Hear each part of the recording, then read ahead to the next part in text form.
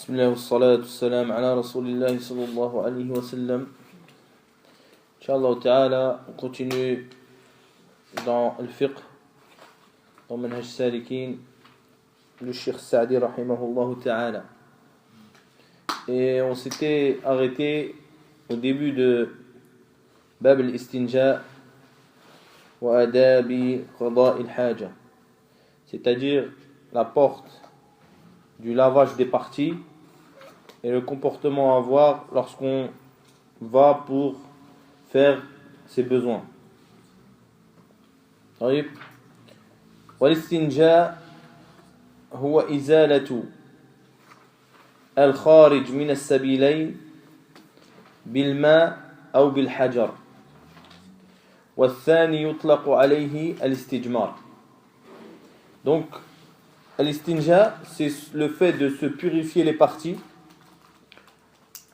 soit avec de l'eau ou avec une pierre, ou ma yaqumu maqam al-hajar, c'est-à-dire une chose qui remplace la pierre, ala kulli hal.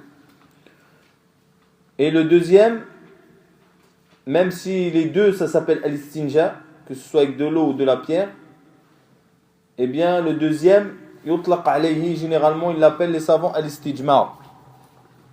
Et Nabi sallallahu alayhi wa sallam, il a cité aussi dans certains hadiths al-istijmar. Donc cette porte-là, elle nous montre une chose qui est essentielle.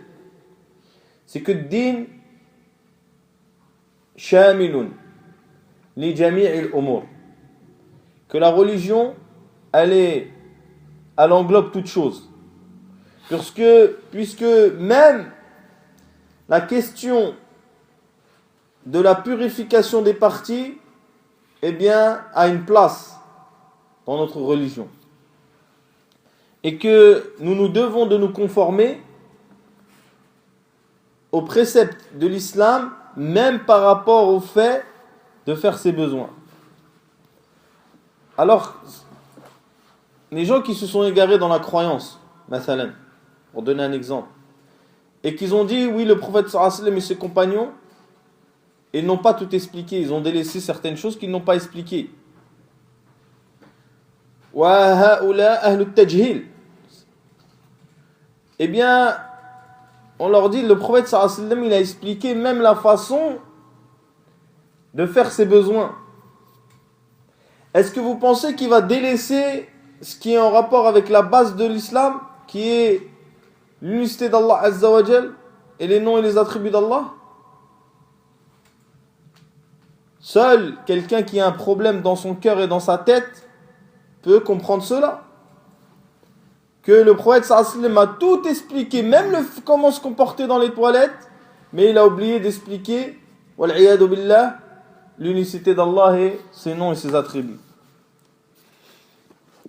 Donc, cette porte-là est en relation avec tout ce qui se rapporte à qada al-haja, c'est-à-dire le fait de faire ses besoins et le fait d'aller dans l'endroit où tu fais tes besoins.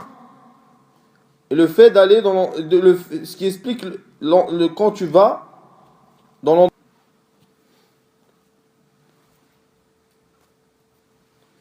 Donc c'est pour cela, mes très chers frères, il dit l'auteur rahimahullah ta'ala, ou avant de parler de ce qu'a dit l'auteur, il est rapporté que le prophète sallallahu alayhi wa sallam a dit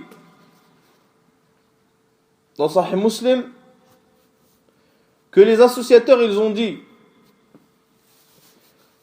dit que certes ce prophète, votre compagnon, il vous a tout enseigné. Il n'a pas délaissé une chose qu'il ne vous a pas enseigné. Donc, l'auteur il dit yustahabbu idha dakhala al-khala. Donc il est préférable lorsque la personne rentre dans l'endroit où elle va faire ses besoins, c'est-à-dire, nous on va dire les toilettes aujourd'hui, mais le khala c'est un endroit qui est éloigné à la base. C'est quelque chose qui est lointain et que les gens allaient faire les besoins. يستحب إذا دخل الخلاء أن يقدم رجله اليسرى. Donc l'auteur rahimahullah ta'ala, il commence direct par le comportement à avoir lorsque tu rentres dans les toilettes ou lorsque tu vas faire tes besoins. Et il dit, il est recommandé lorsque la personne rentre dans les toilettes de rentrer avec son pied gauche. Et ceci, mes frères, il n'y a aucun dalil, je veux dire de la parole d'Allah ou du prophète sallallahu alayhi wa sallam, qu'il faut rentrer du pied gauche dans les toilettes. Mais il y a des dalils qui sont des règles qui sont connues et qui ont été citées par les savants. Et la règle, elle dit que al-yaminu yuqaddamu fi kulli ma fihi takrim wa tashrif. Donc la règle, elle dit que la droite, c'est-à-dire la main droite ou le pied droit, il doit être devancé dans toute chose où il y a un bien ou un mérite. Et que la main gauche, elle reste, et le pied gauche, dans les choses mauvaises. Donc c'est pour cela qu'il dit Nawawi rahimahullah ta'ala ويستحب تقديم اليمين في كل ما هو من باب التكريم كالوضوء والغسل والخروج من الخلاء واليسرى ضد ذلك. Il dit qu'il est préférable d'utiliser la droite, que ce soit la main droite ou le pied droit, dans tout ce qui est bon et bien, que ce soit les ablutions, où tu commences par la main droite, que ce soit le lavage rituel, le ghusl, que tu commences par la partie droite, que ce soit dans le fait de sortir des toilettes, tu sors avec le pied droit. Et il dit la gauche, c'est-à-dire la main gauche et le pied gauche, ils sont dans l'opposé. C'est-à-dire toute chose où il y a une mauvaise chose, eh bien tu dois rentrer avec le pied gauche, comme les toilettes par exemple. Donc la personne, il rentre dans les toilettes avec le pied gauche. Et je pense aussi que vous connaissez tous le hadith de Aïcha, où le prophète sallallahu alayhi wa sallam, elle disait du prophète sallallahu alayhi wa sallam qu'il aimait, qu'il utilisait la main droite dans tout ce qui est bon, lorsqu'il se coiffait, lorsqu'il se faisait ses ablutions, et il laissait la main gauche pour tout ce qui est autre. Donc elle dit inna an-nabi sallallahu alayhi wa sallam kana yu'jibuhu at-tayammun fi tarajjulihi wa tahurihi wa fi sha'nihi kullih. Donc il aimait utiliser la main droite dans tout ce qui est bon, sallallahu alayhi wa sallam, et il laissait la main gauche pour ce qui était mauvais, comme par exemple le fait de se laver les parties, ou par exemple lorsque tu rentres à la mosquée, tu rentres avec le pied droit, et lorsque tu sors avec le pied gauche.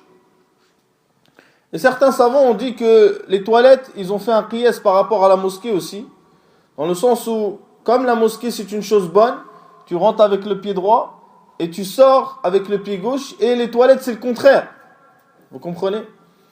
Donc ils ont dit cela, wallahu ta'ala a'lam. Donc le mieux c'est de rentrer dans les toilettes avec son pied gauche. Et ceci est le premier adab que nous cite l'auteur rahimahullah. أن يقدم رجله اليسرى ويقول. Donc ici il nous a parlé d'un comportement de l'action. Maintenant il nous parle d'un comportement de quoi? De la parole. Donc là il dit, il faut que le fait que tu rentres dans les toilettes du pied gauche soit accompagné de la parole qui est ويقول, et il dit بسم الله اللهم إني أعوذ بك من الخبث والخبائث أو al-khubthi wal-khaba'ith. Donc je demande, tu dis Bismillah et tu dis, je demande protection à Allah Azza wa Jal de l'khubuthi wal-khaba'ith, c'est-à-dire tout ce qui est mal, ou tout ce qui est djinn, masculin et féminin. Donc les savants ils ont dit, si tu mets ad-damma, al-khubuthi, c'est dhukran al-shayatin, c'est-à-dire c'est les masculins des hommes, des shayatin, pardon. Wal-khaba'ith, c'est le féminin. Et si tu mets sukun al-khubthi, eh bien c'est le mal, c'est al-shar en général. Donc l'auteur il a dit que lorsque tu rentres, eh bien tu dis Bismillah, Allahumma inni a'udhu bika min al-khubthi wal-khaba'ith. Et cette dua, elle est composée de deux choses. Elle est composée de l'basmala, qui est une chose, et elle est composée de l'invocation de la protection. En ce qui concerne la basmala, eh bien, il a été rapporté dans le hadith de Ali et dans d'autres hadiths que lorsqu'une personne rentre et qu'elle veut protéger ses parties de la vision des djinns, des shayatines, lorsqu'elle rentre dans les toilettes, qu'elle dise Bismillah. Qu'elle dise Bismillah. Et ce hadith a été rapporté par At-Tirmidhi ou Ibn Majah. C'est-à-dire, al-basmala, là je parle que de la basmala, je parle pas de Allahumma inni a'udhu bika min al-khubthi wal-khaba'ith. Je parle de al-basmala. Donc il dit, At-Tirmidhi rahimahullah ta'ala, après avoir cité ce hadith, hadithun gharibun, la na'rifuhu illa min hada al-wajh, wa isnaduhu laysa bidhaka al-qawi, laysa bidhaka al-qawi. Donc At-Tirmidhi yudha'ifuhu. At-Tirmidhi, il considère que dire al-basmala, lorsque tu rentres dans les toilettes, c'est faible. Il est rapporté aussi de Al-Bazzar, qui est un alim de l'hadith aussi, qu'il a dit wa hada al-hadith la na'lamuhu yurwa 'an an-nabi sallallahu alayhi wa sallam illa min hada al-wajh. C'est-à-dire que c'est un hadith gharib qui est rapporté par Ali radiyallahu ta'ala anhu. Donc certains l'ont authentifié, comme par exemple Cheikh Al-Albani rahimahullah. Mais as-sahih, la parole la plus prépondérante sur ce hadith, c'est que c'est un hadith qui est faible. Et ce qui prouve cela encore, c'est que Al-Bukhari ou Muslim, ils ont rapporté ce hadith. C'est-à-dire, je parle du hadith Allahumma inni a'udhu bika min al-khubthi wal-khaba'ith. Là, je parle plus de basmala. Et ils l'ont cité sans citer la basmala. Donc, il n'y a pas de basmala à dire lorsque tu rentres dans les toilettes. Tu ne dis pas Bismillah, mais tu dis Allahumma inni a'udhu bika min al-khubthi wal-khaba'ith. Donc ça c'est une chose. Donc la première chose c'est que tu rentres avec le pied gauche. La deuxième chose c'est que tu dises l'invocation qui est Allahumma inni a'udhu bika min al-khubthi wal-khaba'ith. La majorité des savants, ils considèrent que l'invocation doit être dite dans le bunyan wa fil khala. C'est-à-dire que l'invocation, tu l'as dit lorsque tu vas faire tes besoins. Lorsque tu vas faire tes besoins, eh bien tu dis cette invocation, qu'il y ait des toilettes ou qu'il n'y en ait pas. Et ceci est l'avis de la majorité et qu'il doit le dire avec sa langue. C'est pas comme quelqu'un, il dit oui, je l'ai dit dans mon cœur. Et il ne bouge pas sa bouche. Il doit le dire avec sa bouche. Il doit le dire avec sa bouche. Et il n'y a pas de khilaf, il n'y a pas de divergence sur le fait qu'il est recommandé de dire cette invocation. De dire cette invocation. Donc il y a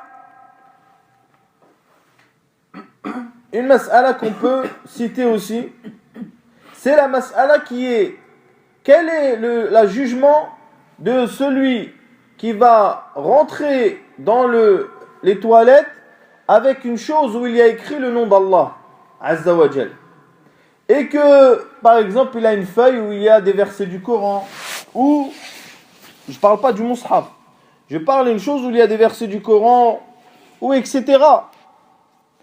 Eh bien la majorité des savants, ils considèrent qu'il est recommandé de délaisser cette chose en dehors des toilettes, sachant que la preuve qu'ils utilisent, qui est rapportée dans Sunan Abi Daoud, qui est que le prophète sallallahu alayhi wa sallam, lorsqu'il rentrait dans les toilettes, il posait sa bague où il y avait écrit Allah, Muhammad, Rasulullah, il la posait. Eh bien ceci est un hadith qui est faible aussi. Donc les savants, ils ont dit qu'il est préférable. Mais est-ce qu'il est interdit de rentrer avec quelque chose où il y a écrit le nom d'Allah, où il y a écrit des versets dans les toilettes? Eh bien ceci n'est pas interdit. Tant que cette chose est rangée et cachée, c'est-à-dire qu'elle est dans une poche ou dans la veste. Vous comprenez? Tant que cette chose n'est pas apparente, eh bien il n'y a pas de mal à cela.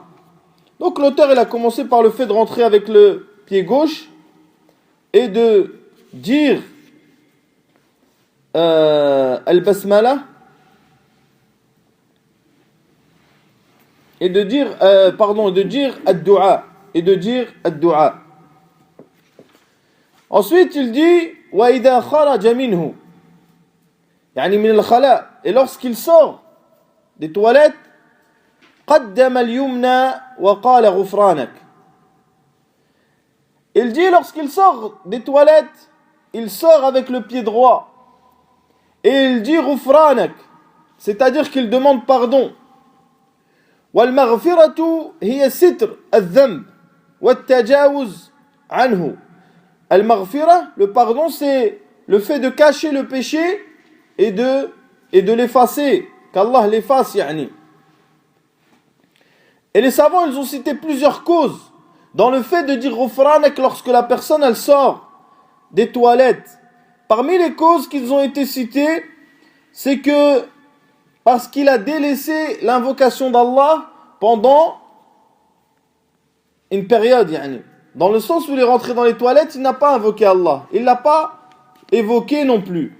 Donc il sort et il demande pardon à Allah Azza wa Jal.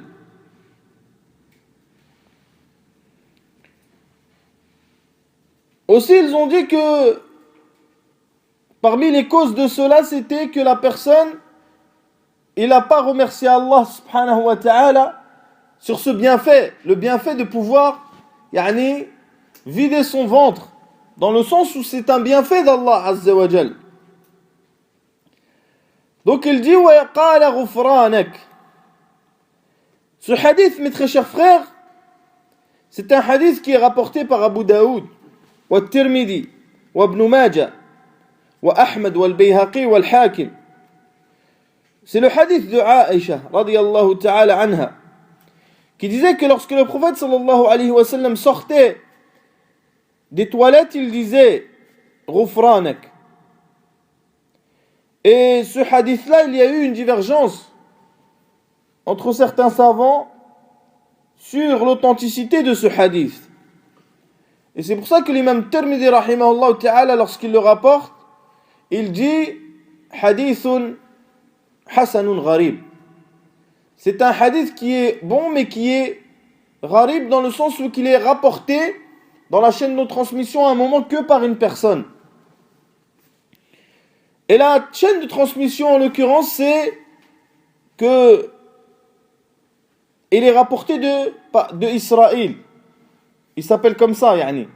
Israël ibn Yunus, qui le rapporte de Yusuf ibn Abi Burda, qui le rapporte de Abu Burda, qui le rapporte de Aïcha. C'est-à-dire qu'il y a un tafarrud, c'est-à-dire qu'il y a Aïcha, il a été rapporté, la personne qui l'a rapporté de Aïcha, c'est une seule personne.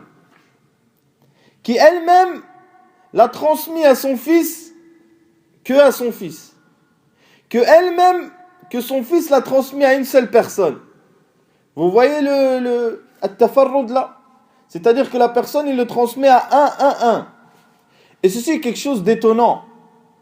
Car l'aslu, la base, lorsque la personne, elle transmet les hadiths, c'est que tilmid ya'khudhu min shaykhihi jami' ma 'indah. L'aslu, à l'époque, c'est lorsqu'il prenait un hadith d'une personne, c'est qu'il prenait tout ce qu'il avait comme hadith. Et ça peut arriver des fois que une personne particularise une personne par certains hadiths, comme Abu Burda khassa ibnahu bihad al-hadith. Les ulama, ceux qui ont authentifié, ils ont dit il n'y a pas de mal, car Abu Burda, il l'a dit à son fils. Donc son fils, il est a'lam bihi min ghayrihi. Il connaît mieux son père que les autres. Donc peut-être que son père lui a donné plus de hadiths à lui qu'aux autres. Vous comprenez? Mais ce qui est étonnant, mes frères, c'est que Aïcha radiyallahu ta'ala anha, elle a des telmides, elle aussi, elle a des élèves, on va dire. Et parmi ses élèves les plus proches, c'est Urwa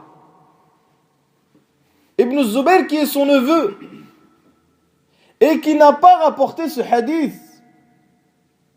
Aussi, ce hadith n'est pas mentionné dans les recueils authentiques, comme le Bukhari ou Muslim. Donc c'est pour cela qu'il y a une divergence entre les savants sur l'authenticité de ce hadith, même si la majorité des savants le considèrent comme étant un hadith authentique.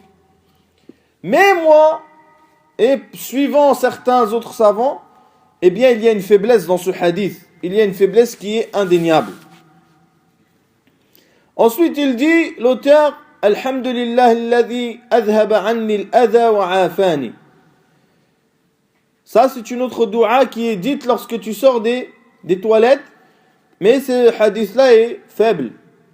Comme l'a cité plus d'un alim, notamment Cheikh Al-Albani rahimahullah ta'ala. Et je sais que quand tu dis ça, les gens ils parlent plus après. Mais si tu dis non, si tu vas à l'encontre de sa parole, eh bien, il te tombe dessus. Mais il y a plusieurs autres savants qui l'ont rendu faible, notamment Nawawi rahimahullah ta'ala et d'autres. Donc ce qu'il dit la personne lorsqu'il sort des toilettes, c'est qu'il ne dit rien fil asl. Si on suit l'avis de certains savants qui considèrent ce hadith comme étant faible. Puis ici nous le considérons authentique, et ceci est une chose qui est chez beaucoup de savants, c'est qu'ils disent ghufranak. Ensuite, il dit l'auteur وَيَسْتَتِرْ بِحَائِطٍ أَوْ غَيْرِهِ وَيَبْعُدُ إِنْ كَانَ فِي الْفَضَاءِ. Donc ici, il parle de deux choses différentes. Il dit qu'il se cache. Nous sommes toujours dans l'adab. Regardez, donc l'auteur, il a donné un premier adab. C'est quoi? C'est le fait de rentrer dans les toilettes avec le pied gauche. Puis il a dit la dua. Puis il a dit le fait de sortir des toilettes avec le pied droit. Et il a dit quoi aussi? La dua, c'est-à-dire l'invocation. Puis la troisième chose, ou la quatrième chose, pardon, c'est qu'il a dit il faut qu'il se cache. C'est-à-dire, il se cache. Il dit soit derrière un mur, ou soit qu'il s'éloigne des gens s'il est dans le désert. Mathalan, il n'y a rien pour te cacher, eh bien tu t'éloignes des gens jusqu'à ce qu'ils te voient pas. C'est-à-dire que min adab qada al-haja al-istitar. C'est-à-dire que la personne, il se cache de la vue des autres, de la vue des gens. Car kashful awrati haram. C'est-à-dire, il est interdit de montrer ses parties aux gens. Ceci est interdit. Et nous viendrons, Inch'Allah ta'ala, plus tard dans le livre sur ce sujet-là. Donc, kashful al-awra haram. Wa sitriha wajib. C'est obligatoire de se couvrir. Il est rapporté de Al-Mughira ibn Shu'bah que le prophète sallallahu alayhi wa sallam, et ce hadith est rapporté dans les deux recueils authentiques, qu'un jour il faisait ses ablutions et qu'il voulait faire ses besoins, et que le prophète sallallahu alayhi wa sallam est parti loin de lui, jusqu'à ce qu'il ne le voyait plus. Jusqu'à ce qu'il ne le voyait plus. Ceci pour se cacher, pour faire ses besoins. Sallallahu alayhi wa sallam. Donc il faut se cacher, soit derrière un mur, soit derrière un arbre, soit derrière un buisson, soit derrière n'importe quelle chose pour pouvoir faire tes besoins. Et ceci est l'istitar, c'est le fait de se couvrir, de se cacher. Il est aussi rapporté d'après Muslim que le Nabi sallallahu alayhi wa sallam, dans le hadith de Abdullah ibn Ja'far, que le prophète préférait se cacher lorsqu'il faisait ses besoins, soit derrière les petits murets, ou bien derrière les troncs des palmiers. Les troncs des palmiers. Yani dans le sens où le prophète sallallahu alayhi wa sallam, c'est même pas les troncs des palmiers, c'est les murs qu'il y a autour des palmiers, pardon. C'est pas les troncs. C'est les murs qu'il y avait autour des palmiers. Ha'ish al-nakhl. Ils appellent ça Ha'ish al-nakhl. Les petits murets qu'il y a autour des palmiers, et ils se cachaient derrière alayhi as-salatu was-salam. Donc c'est pour ça qu'il faut se cacher, se couvrir lorsque la personne fait ses besoins. Ensuite, mes très chers frères, il dit, l'auteur rahimahullah ta'ala, وَلَا يَحِلُّ لَهُ أَنْ يَقْضِيَ حَاجَتَهُ فِي. Il dit, il lui est interdit de faire ses besoins il va citer plusieurs endroits. Le premier endroit, il dit, الطريق. في الطريق. Ensuite, il dit, أو محل جلوس الناس, ou l'endroit où les gens s'assoivent. Puis il dit, أو تحت الأشجار المثمرة, ou en dessous les arbres qui donnent des fruits. Ou أو في محل يؤذي به الناس, ou dans un endroit, pour être plus général, où il va déranger les gens. Et c'est pour ça qu'il est rapporté de Abu Hurairah radiyallahu ta'ala an, que le prophète sallallahu alayhi wa sallam a dit, ittaqul la'inayn, craignez les deux maudits. Ils ont dit, qu'est-ce que sont les deux maudits? Il a dit, alladhi yatakhalla fi tariq an-nas aw fi dhillihim. Rawahu Muslim. Il dit, c'est celui qui fait ses besoins sur le chemin des gens ou dans leur ombre. Yani fi dhillihim, dans les endroits où ils vont prendre de l'ombre, où ils vont se reposer. C'est-à-dire qu'il y a des arbres qui font de l'ombre, les gens ils se mettent en dessous, à l'époque, puisqu'il fait très chaud. Donc, ne faites pas vos besoins dans ces endroits, car vous allez être... ça va être une chose qui va gêner les gens. Donc, il est interdit de faire ses besoins dans les endroits où les gens se rencontrent, où les gens s'assoient, où les gens prennent leur pause et se reposent. Et c'est pour ça que les savants, lorsque l'auteur il parle des routes qui sont utilisées, at-turuq al-masluka, les routes qui sont utilisées. Car les routes qui ne sont pas utilisées, eh bien tu peux faire tes besoins. En ce qui concerne les routes non utilisées, les routes utilisées, où les gens passent, les passages des gens, eh bien à ce moment-là, tu n'as pas le droit de faire tes besoins dans ces endroits-là. On peut rajouter aussi, mes très chers frères, dans les endroits où tu n'as pas le droit de faire tes besoins, ash-shaq, c'est-à-dire le trou par terre, comme un trou par terre. Car le prophète sallallahu alayhi wa sallam, comme il est rapporté de Abdullah ibn Sarjis, il dit naha Rasul sallam an yubal fi al-hujr. Et après il a dit li'annahu masakin al-jinn.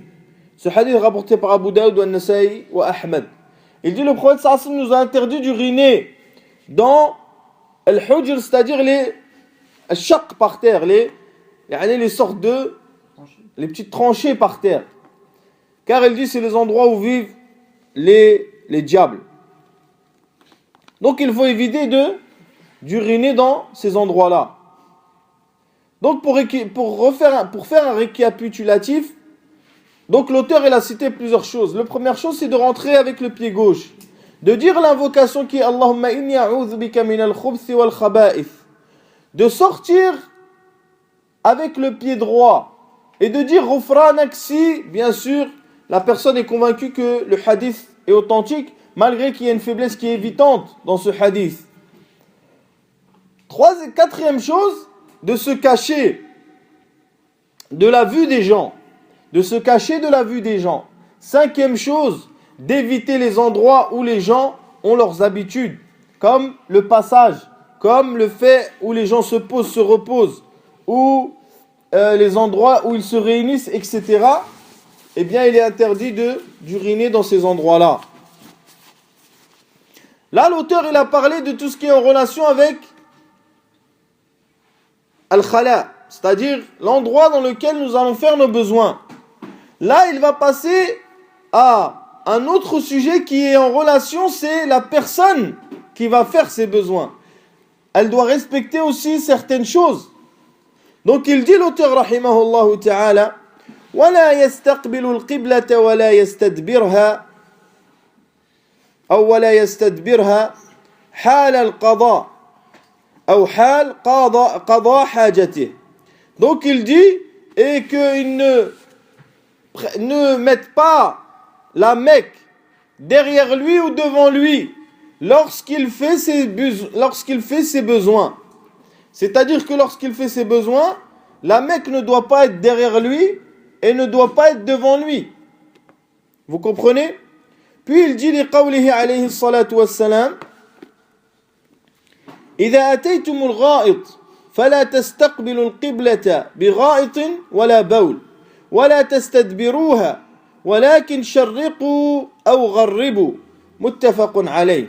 Il dit, le prophète sallallahu alayhi wa sallam, il a dit lorsque vous allez faire vos besoins, ne mettez pas la Mecque devant vous ni derrière vous, mais sharriqu ou gharribu, mettez-vous à l'est ou à l'ouest. Donc là, l'auteur, qu'est-ce qu'il a fait? Nous avions expliqué précédemment, il y a une divergence sur la parole de l'auteur.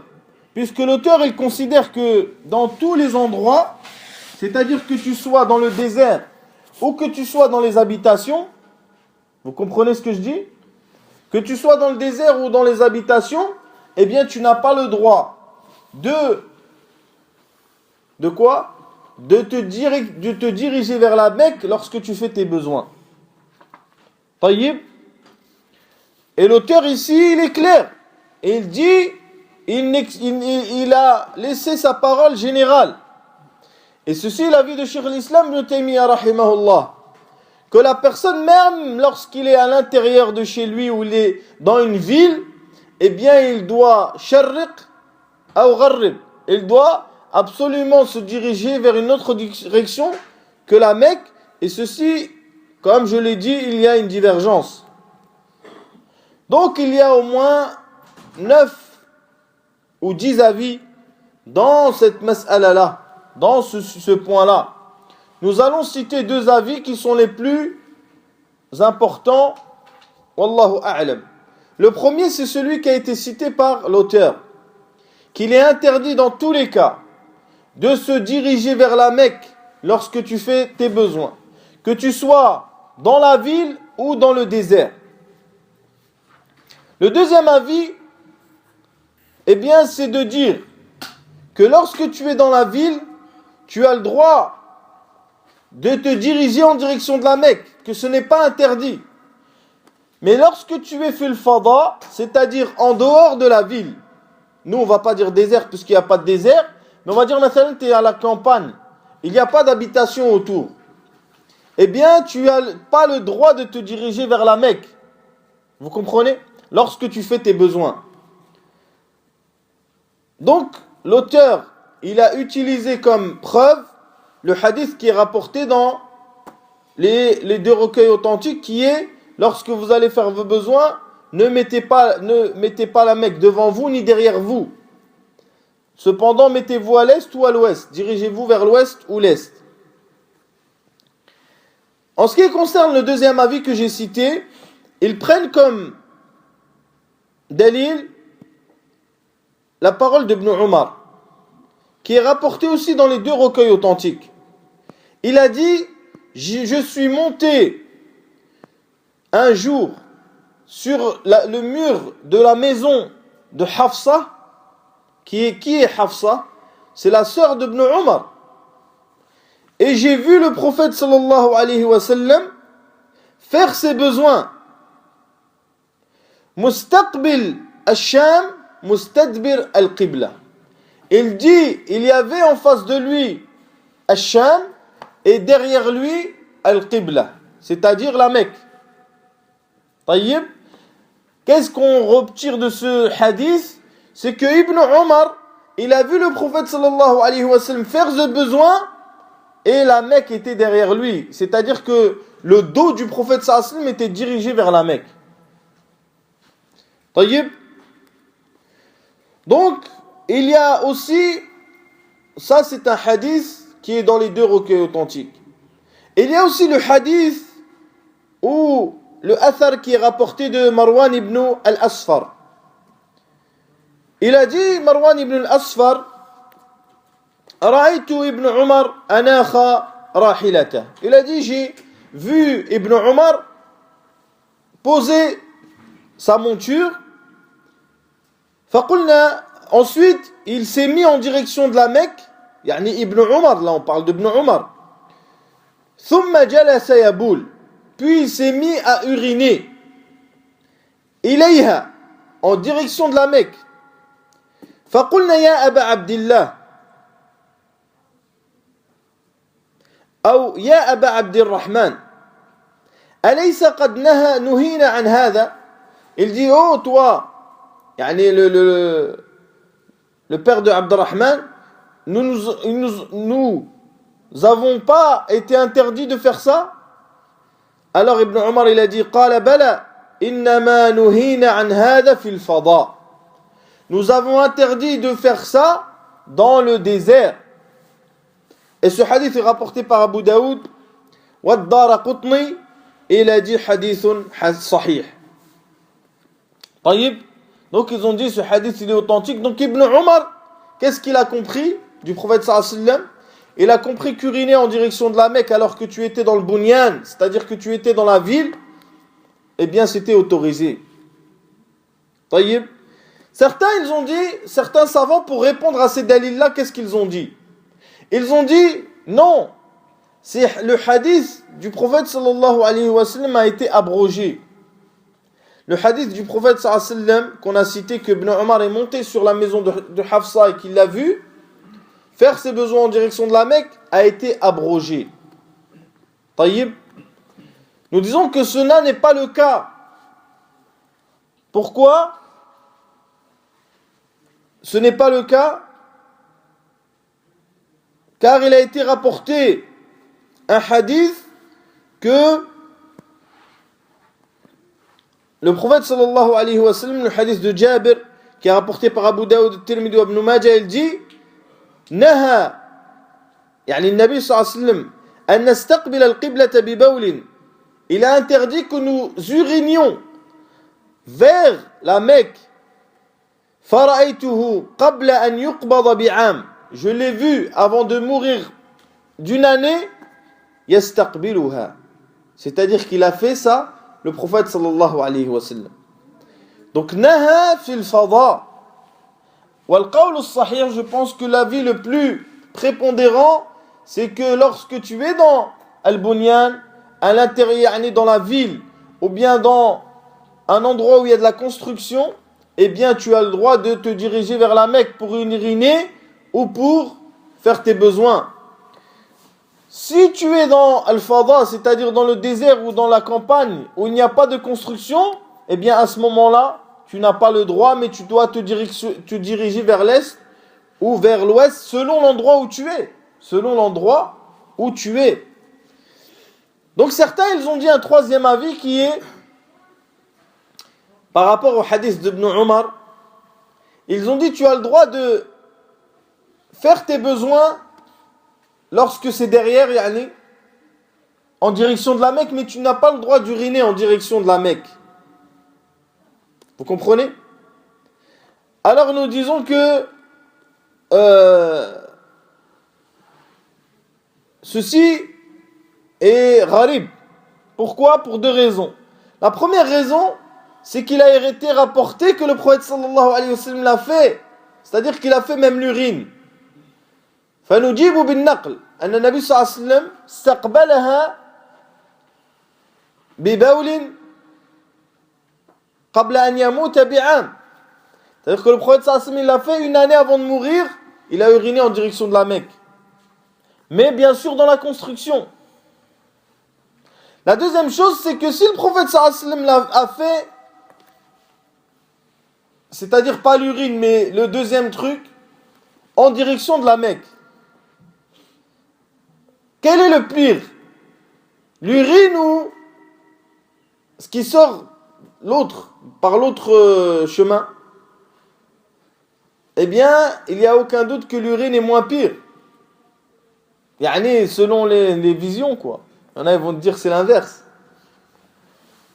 Donc c'est pour cela, mes très chers frères, qu'il n'y a aucun doute que celui qui urine ou qui fait ses besoins en direction de la Mecque, alors qu'il est dans le bunyan, à l'intérieur d'une ville ou dans un endroit où il y a de la construction, qu'il n'y a aucun mal là-dedans.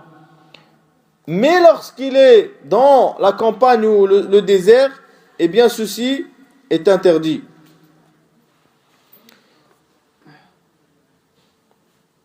Pourquoi on nous a interdit de uriner et de faire nos besoins en direction de la Mecque? Premièrement, parce que c'est ikram li baytillah al-haram. C'est-à-dire, c'est d'honorer cette maison sacrée. Deuxièmement, c'est parce que c'est la qibla de tous les musulmans. Tous les musulmans se dirigent vers elle pour faire la prière. Que c'est la première mosquée qui a été mise sur terre. Et que celui qui prie dans cette mosquée, il a une récompense qui est inimaginable. Donc pour tout ça, ce sont des preuves qui prouvent que Mecca ou Al-Kaaba, elles ont une importance et un honneur et un mérite dans notre religion. En ce qui concerne Bayt al-Maqdis, c'est-à-dire Jérusalem, il a été rapporté de Mohammed ibn Sirin, rahimahullah ta'ala, qu'il était interdit aussi de staqbil Bayt al-Maqdis ou istidbar Bayt al-Maqdis. C'est-à-dire que tu ne peux pas uriner et faire tes besoins ni en direction de la Mecque, ni en direction de Jérusalem, yani de Al-Quds. Et ceci est un avis qui a été dit, premièrement, sans preuve de l'Kitab ou Sunnah. Deuxièmement, la plupart des savants ont considéré que c'était un avis qui était pas considéré.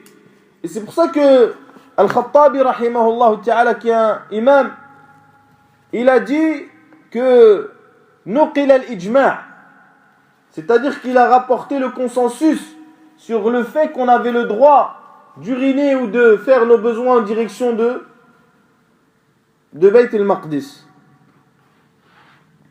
En ce qui concerne, mes très chers frères, ce qui est rapporté dans certains livres de jurisprudence, sur le fait de, lorsque tu fais tes besoins aussi, tu ne dois pas te mettre en direction du soleil ou de la lune. Et ceci aussi a été dit dans les livres de jurisprudence. Eh bien, ceci n'est pas une mas'ala aslan. Ce n'est pas un point de la jurisprudence, car il n'y a aucune preuve, ni du livre saint, ni de la sunna, qui prouve que nous ne devons pas faire nos besoins en direction du soleil ou en direction de la lune. Donc il dit Ibn al-Qayyim rahimahullah, فإن النبي صلى الله عليه وسلم لم ينقل عنه في ذلك كلمة واحدة. Il dit que le prophète sallam n'a pas été rapporté de lui-même une seule parole sur ça. Sur le fait de ne pas se diriger vers le soleil et la lune lorsque nous faisons nos besoins. لا حديثا صحيحا ولا ضعيفا ولا مرسلا ولا متصلا وليس لهذه المسألة أصل في الشرع. Il dit il n'y a ni un hadith authentique, ni un hadith faible, ni un hadith mursal qui est coupé, ni un hadith muttasil qui est jusqu'au prophète sallam. Même il dit cette mas'ala, c'est-à-dire ce point de jurisprudence, n'a aucune existence dans notre religion. Donc, lorsque tu fais tes besoins, tu ne les fais pas en direction de la Mecque, ni en direction, tu ne fais pas tes besoins en direction de la Mecque, lorsque tu es fait le fada, dans le désert ou bien dans la campagne et qu'il n'y a pas de construction. Lorsqu'il y a des constructions, eh bien, il n'y a aucun mal dans cela. Il dit l'auteur, rahimahullah, فَإِذَا قَضَى حَاجَتَهُ, lorsqu'il fait son besoin, استجمر بثلاثة أحجار أو نحوها. Il dit, il se nettoie avec 3 pierres ou ce qui prend la place de la pierre. تنقي المحل, qui purifie l'endroit. ثم استنجى بالماء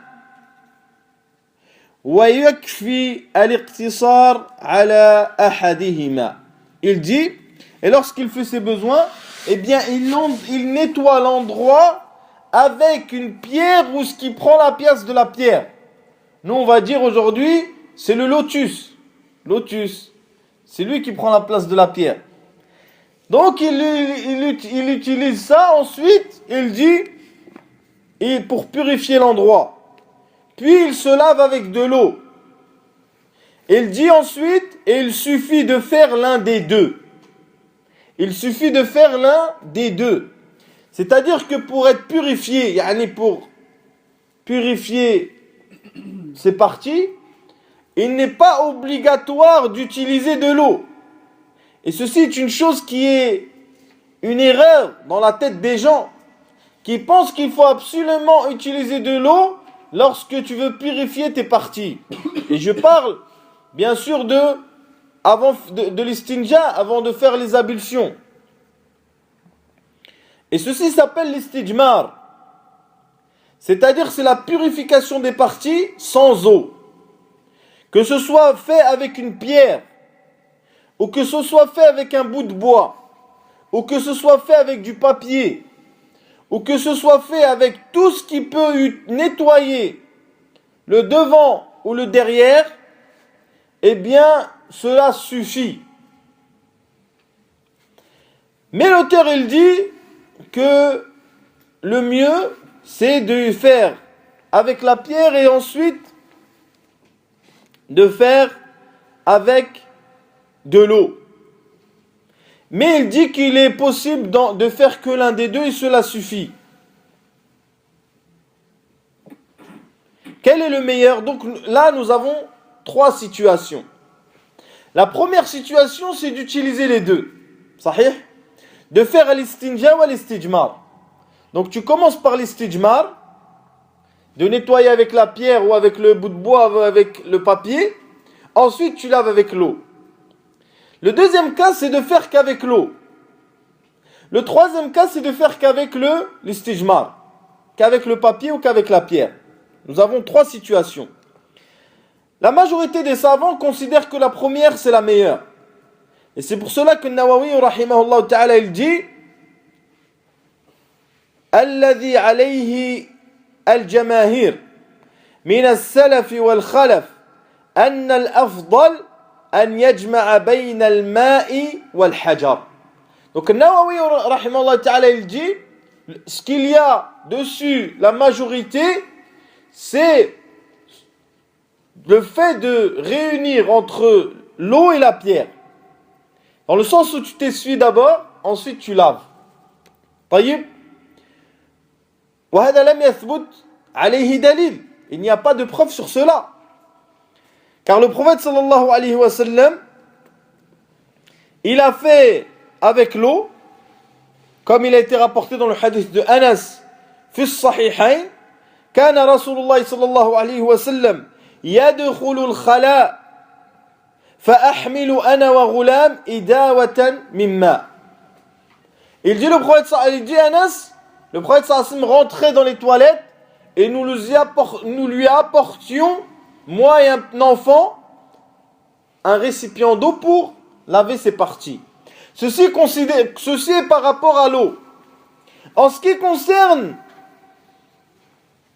la pierre tout seul, sans l'eau, il est rapporté de Salman al-Farisi, si je me rappelle bien, dans Sahih Muslim, que le prophète sallallahu alayhi wa sallam naha an yustanja min aqalli min thalathati ahjar. Le prophète sallallahu alayhi wa sallam a interdit que nous nettoyons les parties avec moins de 3 pierres. Cela veut dire que lorsque tu utilises les pierres pour te nettoyer, cela suffit. Vous comprenez? Et qu'il n'y a pas besoin d'eau. C'est-à-dire si la personne elle rentre dans les toilettes et qu'elle se nettoie avec le papier, eh bien, elle peut faire ses ablutions et faire la prière. En vous rappelant qu'il y a une divergence sur le jugement de l'istinja. En général, je parle de l'istinja en général, que ce soit bilma ou bil hajar. Il y a une divergence et l'avis le plus solide et le plus fort, c'est que c'est wajib, que l'istinja est obligatoire. Maintenant, Nawawi rahimahullah, il dit que la majorité considère que le mieux, c'est d'utiliser les deux. Mais il y a dans cette parole fiha nazar. Comment? Il y a dans cette parole quelque chose qui n'est pas tout à fait clair. Pourquoi? Parce que l'impureté, elle a deux choses. L'impureté, elle a deux choses. Il y a aynun najasa, aynuha, c'est-à-dire, on va parler par exemple de ce qui sort de derrière. Ça s'appelle comment déjà ça? Les sels. Les sels. Les sels qui sortent de derrière, il y a les sels. Taïeb. Et il y a la deuxième chose qui est atharuha. On parle atharuha, c'est-à-dire son impact, ce qu'il reste. Taïeb. Donc il y a aynun najasa, il y a l'impureté elle-même, et il y a atharuha. Vous comprenez? Al-matloubu minna, ce qui est demandé par din, c'est izalatun najasa, la athariha. Vous comprenez? Ce qui est demandé, c'est d'enlever l'impureté, pas ce qu'il est, pas son impact, ce qu'il reste. Ce qu'il reste, c'est rutubatuha, il reste son humidité des fois et vous comprenez, ala kulli hal. Pour pas rentrer trop dans les détails. Donc, qu'est-ce que nous disons? Nous disons que la pierre toute seule enlève l'impureté, mais laisse quoi? Son impact. Vous comprenez? Mais l'eau toute seule, qu'est-ce qu'elle fait? Elle enlève les deux, sans avoir recours à la pierre. Vous comprenez ce que je veux dire? Donc, dans la parole de l'imam Nawawi, il y a un nazar. Donc celui qui va utiliser l'eau tout seul, il n'y a aucun doute qu'il va enlever l'impureté et son impact. Mais celui qui va utiliser la pierre toute seule, il va enlever l'impureté et laisser son impact. Vous comprenez? Donc c'est pour cela que le prophète sallallahu alayhi wa sallam, il utilisait soit l'eau, soit najasa, soit afwan al-ahjar, al-istijmar. Donc il dit, le prophète sallallahu alayhi wa sallam, dans la parole de Salman, que la personne n'a pas le droit d'utiliser moins de 3 pierres. Pour faire l'istijmar, là nous ne parlons que de l'istijmar, nous ne parlons plus de l'eau. Il n'a pas le droit d'utiliser moins de 3 pierres pour faire l'istijmar. Et c'est rapporté par Muslim. Et ceci est l'avis de la majorité. Donc, la majorité, qu'est-ce qu'ils disent? Malik, Shafi'i ou Ahmed. Ils disent que tu n'as pas le droit d'utiliser moins de 3 pierres pour purifier tes parties. Quant à Abu Hanifa, il dit إذا حصل المقصود بأقل من 3 أحجار فجاز. Lui, il dit si tu nettoies ta partie avec moins de 3 pierres, et lorsque nous parlons de moins de 3 pierres, nous parlons de al-masahat. Nous parlons de l'essuyage. Nous ne parlons pas de la pierre. Car s'il est autorisé à une personne d'utiliser une seule pierre, mais de s'essuyer avec 3 fois, si il en a la capacité, bien sûr. Avec des côtés différents. Vous comprenez ce que je veux dire? Donc, c'est le masahat qu'on parle. Il ne doit pas faire moins de 3 masahat. Il ne doit pas faire moins de 3 essuyages. Même s'il utilise une seule pierre. Et ceci est l'avis de la majorité. Et c'est le meilleur avis. Donc lorsqu'il se purifie et qu'il s'essuie avec 3 pierres et que hasal al-maqsoud, c'est-à-dire que il s'est nettoyé avec 3 pierres et khlas. L'impureté, elle n'est plus khlas. La personne, il fait ses ablutions. Mais si, par exemple, il a utilisé 3 pierres, mais il reste de l'impureté, que doit-il faire? Que doit faire cette personne? Il doit utiliser une 4e pierre, sahih, ou bien un 4e papier. Mais le prophète sallallahu alayhi wa sallam a dit, comme il est rapporté dans les 2 recueils authentiques de Bukhari et de Muslim, d'après Abu Huraira, le prophète sallallahu alayhi wa sallam a dit Man istajmara falyutir. Celui qui fait l'istijmar, qu'il fasse un pair. Donc la personne, s'il a fait 3 et il a besoin d'une 4e, alors il doit faire un 5e. Vous comprenez? Car il doit respecter le fait que ce soit un pair. وظاهر كلام النبي صلى الله عليه وسلم. Et ce qu'il est apparent de la parole du prophète sallallahu alayhi wa sallam, c'est que c'est obligatoire. Car il a dit وَمَنِ اسْتَجْمَرْ فَلْيُوتِرْ. Il a ordonné de faire un pair.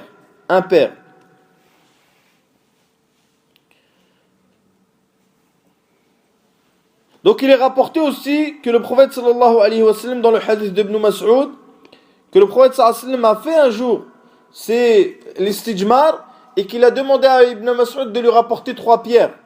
Ibn Mas'ud n'en a trouvé que 2. Puis, il lui a rapporté, vous voyez les excréments de chameau ou de vache qui devient dur, on dirait une pierre. Le prophète sallallahu alayhi wa sallam, il a pris les 2 pierres et il a jeté l'excrément là, et il s'est essuyé avec 2 pierres, puis il a demandé une 3e pierre. Et il s'est essuyé 3 fois, alayhi salatu wassalam. Donc ceci est important, mes très chers frères, que la personne qui fait l'istijmar, elle doit s'essuyer 3 fois, au minimum. Et il doit respecter le fait que s'il a besoin de s'essuyer plus de 3 fois, que ce soit fait de manière que ce soit impair, le nombre d'essuyages, et qu'il a le droit d'utiliser une pierre, tant qu'il s'essuie avec des côtés différents. Voyez?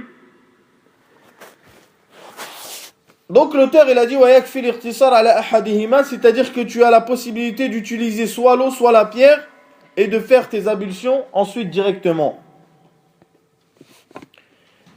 Il y a une mas'ala qui est importante et qui est en relation avec ce dont nous sommes en train de parler. Et c'est le fait de toucher ces parties, que ce soit le sexe ou le derrière, directement avec sa main droite. Donc, il y a une divergence entre les savants sur le fait de toucher ces parties avec sa main droite. Et ceci en deux avis. Certains considèrent que c'est déconseillé. Et ceci est l'avis de la majorité.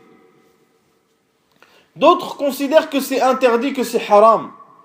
Et ceci est l'avis d'Ibn Hazm. Et c'est un avis chez les Shafi'ites et chez les Hanbalites. Que tu n'as pas le droit de toucher tes parties, que ce soit ton devant ou ton derrière, avec ta main droite. Donc une personne va me dire, comment on fait l'istijmar alors? Comment la personne fait l'istijmar? Comment elle essuie ses parties avec une pierre si elle ne peut pas utiliser sa main droite pour toucher ses parties? C'est vrai ou non? On se pose cette question. Eh bien, la réponse elle est simple. C'est que la personne va prendre son sexe dans la main gauche et la pierre dans la main droite. Et il va essuyer son sexe sur la pierre. Vous comprenez? C'est aussi simple que ça. En ce qui concerne le derrière, eh bien c'est avec la main gauche. Vous comprenez? Donc le prophète sallallahu alayhi wa sallam, comme il a été rapporté fi sahihayn, fi al-Bukhari ou Muslim, il a dit, le hadith de Abi Qatada, إذا أتى الخلا فلا يمس ذكره بيمينه ولا يتمسح بيمينه. Donc le prophète sallallahu alayhi wa sallam, qu'est-ce qu'il a dit? Il a dit, lorsque l'un de vous va aux toilettes, qu'il ne touche pas sa partie avec sa main droite, et qu'il ne s'essuie pas avec sa main droite. Donc cela prouve quoi? Qu'il est interdit de s'essuyer et de toucher sa partie avec sa main droite. D'autres savants ont dit que c'était déconseillé. Ils ont utilisé le hadith de Talaq ibn Ali, où il dit سألت عن مس الذكر فقال إنما هو بضعة منك. Et le hadith est rapporté par Abu Daoud au Tirmidhi wa Nasa'i. Donc le hadith il dit que cette personne a demandé sur le fait de toucher ses parties avec la main droite. Et le prophète sallallahu alayhi wa sallam lui a dit, certes c'est une partie de toi, dans le sens où il n'y a pas de mal. Donc certains savants ont parlé de ce hadith tashihan wa tad'ifan. Certains ont considéré qu'il était faible, etc. Et ala kulli hal, ce n'est pas le sujet. Nous considérons que le hadith est authentique.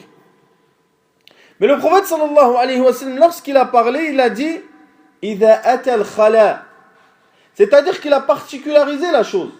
Nous pouvons dire que hors urine et hors ablution, c'est-à-dire là hors nettoyage des parties, la personne il peut toucher à la rigueur. Nous disons ça, malgré que certains savants disent que c'est interdit même à l'extérieur. Mais lorsqu'il nettoie ses parties, eh bien le prophète a bien spécifié que c'était interdit. Ensuite l'auteur il dit rahimahullah ta'ala ولا يستجمر بالروث والعظام كما نهى عنه النبي صلى الله عليه وسلم وكذلك كل ما له حرمة. Donc là l'auteur il cite trois choses. Il dit qu'on n'a pas le droit de faire l'istijmar avec trois choses. Il a dit avec al-rawth. Al-rawth c'est les excréments qu'ils ont durcis des bêtes. Wal-'idham, les os. Et il dit ensuite, comme cela a été interdit par le prophète sallallahu alayhi wa sallam, dans le hadith de Abi Huraira, de Jabir et de Salman, qui est rapporté par le Bukhari ou Muslim. Et kullu ma lahu hurma, c'est-à-dire toute chose qui a une importance, Donc le hadith de Salman, le prophète sallallahu alayhi wa sallam a dit نهانا رسول الله صلى الله عليه وسلم أن نستنجي برجيع أو عظام أو عظم. Le prophète sallallahu alayhi wa sallam nous a interdit de faire al-istijmar, de s'essuyer les parties avec, c'est-à-dire les excréments ou avec des os. Donc Allah Azza wa Jalla nous a interdit ça, d'utiliser, et le prophète sallallahu alayhi wa sallam nous a interdit ça, d'utiliser ces choses-là. Donc la chose qui va être utilisée pour essuyer ces parties, elle doit respecter trois conditions. La première, c'est que ça doit être quelque chose de jamid, quelque chose de solide. Donc comme la pierre, le bois, etc. Deuxième chose, ça doit être une chose qui est pure, quelque chose de tahir. Tu ne vas pas t'essuyer avec quelque chose qui est impur. Troisième chose, c'est quelque chose qui doit purifier. C'est quelque chose qui doit purifier. Donc si tu utilises une chose qui ne purifie pas, par exemple la personne il va prendre une tige de fleurs. Une tige de fleurs et il va essayer de se purifier. Ça ne va pas purifier. Donc il faut que la chose soit solide, qu'il soit dur, que ce soit pur et que ce soit quelque chose qui purifie. Et il est strictement interdit de se purifier avec quelque chose qui est impur. Avec de la nourriture aussi. Quelqu'un il prend un bout de pain, il se purifie avec. Wal'iyadu billah. Ceci fait partie de la kufr al-ni'ma. Kufr al-ni'ma. Et aussi avec les os. Avec les os, il ne faut pas les utiliser pour se purifier avec. Wallahu ta'ala a'la wa a'lam. Subhanakallahumma wa bihamdika ashhadu an la ilaha illa anta astaghfiruka wa atubu ilayk.